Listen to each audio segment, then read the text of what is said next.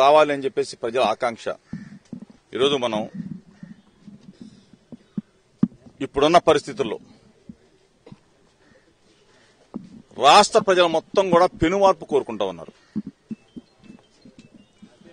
జగన్మోహన్ రెడ్డి గారు అయితేనే రాష్ట్ర దశ దిశ, ప్రజల భవిష్యత్తు, మన పిల్లల భవిష్యత్తు, ప్రత్యేక హోదా సాధిస్తాడు, నిరుద్యోగ యువతకు అండగా ఉంటాడనే ఆలోచనతో యువతంతో కూడా ఉత్తేజంతో ఉరకలు వేస్తున్న పరిస్థితులను చూశాం.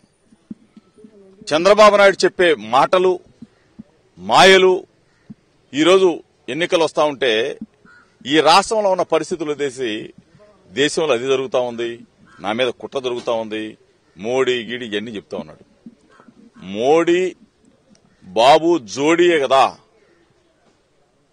ఈ రాష్ట్రానికి పంగనామాలు పెట్టింది. ఇద్దరు కలిసి మోసం చేసింది మీ ఇద్దరు కాదా? ఈ రోజునేదో మీ ఇద్దరు తిట్టుకుంటే ప్రజలు మిమ్మల్ని విశ్వసిస్తారని చెప్పేసి ఎట్లా అనుకుంటున్నావు చంద్రబాబు నాయుడు గారు? విశ్వసనీయతని, విలువల్ని దిగజార్చిన వ్యక్తిగా చంద్రబాబు నాయుడు గారు ఈ రాష్ట్రంలో మిగిలిపోతాడు. విశ్వసనీయతకి, విలువలకి మారుపేరుగా జగన్మోహన్ రెడ్డి గారు ఈ రాష్ట్రానికి ప్రజలందరూ కూడా విశ్వసిస్తా ఉన్నారు. చెబుతున్నా, జగన్మోహన్ రెడ్డి గారు అయితేనే మంచి పరిపాలన ఇవ్వగలడు, ఒక యువకుడిగా రాష్ట్రానికి ముందుకు తీసుకువెళ్ళగల సత్తా ఒక జగన్మోహన్ రెడ్డి గారు వల్లే అవుతుందనేది అందరూ కూడా ఆకాంక్షిస్తా ఉన్నారు. ఈ రోజున మనం చూశాం, మోసం మోసం మోసం. రైతుల రుణాలు మాఫీ చేస్తానని నమ్మబలికిన చంద్రబాబు నాయుడు గారు 4వ విడత 5వ విడత మర్చిపోయి రైతుల అకౌంట్లో 1000 రూపాయలు ఇస్తే చంద్రబాబును నమ్మేస్తారనుకుంటున్నారా? అంటే నువ్వు ఇవ్వాల్సిన బకాయిలు ఇవ్వకుండా 1000 రూపాయలు వేసేసి రైతులందరూ కూడా నాకు ఓటేయమంటే వేసేస్తారా?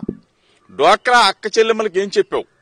మీకు పూర్తిగా రుణమాఫీ చేస్తానని చెప్పిన చంద్రబాబు గద్దెనెక్కిన తర్వాత సంవత్సరంన్నర తర్వాత ఒక్కొక్కరికి 10,000 ఇస్తానని చెప్పి ఆ 10,000 కూడా 5 సంవత్సరాల పాటు నిన్నటి దాకా ఇవ్వలేదే. నువ్వు పసుపు కుంకుమ ఇస్తానని చెప్పేసి నమ్మబలిగితే అక్క చెల్లెళ్ళు నీ మాట నమ్ముతారా చంద్రబాబు నాయుడు గారు? దయచేసి రెచ్చగొట్టే విధానాలు ఈరోజు ప్రజలు నువ్వెంత రెచ్చిపోయినా, నువ్వెంత అరిచి గీంకారాలు పెట్టినా నమ్మం బాబు, నిన్ను నమ్మం అంటా ఉన్నారు. ఎందుకంటే ఈరోజు ఈ 5 సంవత్సరాల కాలంలో నేను ఈ పని చేశాను, నేను ఈ అభివృద్ధి చేశాను, నేను ఇది కట్టించాననే ఒక్క మాట అయినా నువ్వు చెప్పగలవా చంద్రబాబు నాయుడు గారిని మీ ద్వారా అడుగుతా ఉన్నాను. ఈ రోజున పట్టిసీమ తీసుకొచ్చాం, పరవాళ్ళు దొక్కిచ్చేశాం, 1000 క్యూసెక్కుల నీటిని కృష్ణా డెల్టాకు పారించాం, కొన్ని 1000 కోట్ల రూపాయల పంటను పండించామని చెప్పి చెప్తా ఉంటాడే చంద్రబాబు నాయుడు గారు, ఇరిగేషన్ మంత్రి.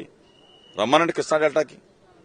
తాగటానికి మాకు మణులొద్దు, మాణిక్యాలొద్దు, తాగటానికి గుక్కేడు నీళ్లేమని చెప్పేసి అక్కజల్లులు అడుగుతా ఉన్నారు. సాగునీరు లేదు, తాగటానికి నీళ్లు లేవు.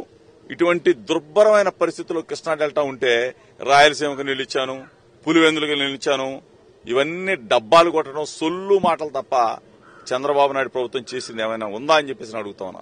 దయచేసి మీ ద్వారా రాష్ట్ర ప్రజలకు చెప్తా ఉన్నాం, మచిలీపట్నం పార్లమెంట్ ప్రజలకు చెప్తా ఉన్నాం, నా పెడన నియోజకవర్గ ప్రజలందరికీ చెప్తా ఉన్నాం, జగన్మోహన్ రెడ్డి గారితోనే అభివృద్ధి సాధ్యం.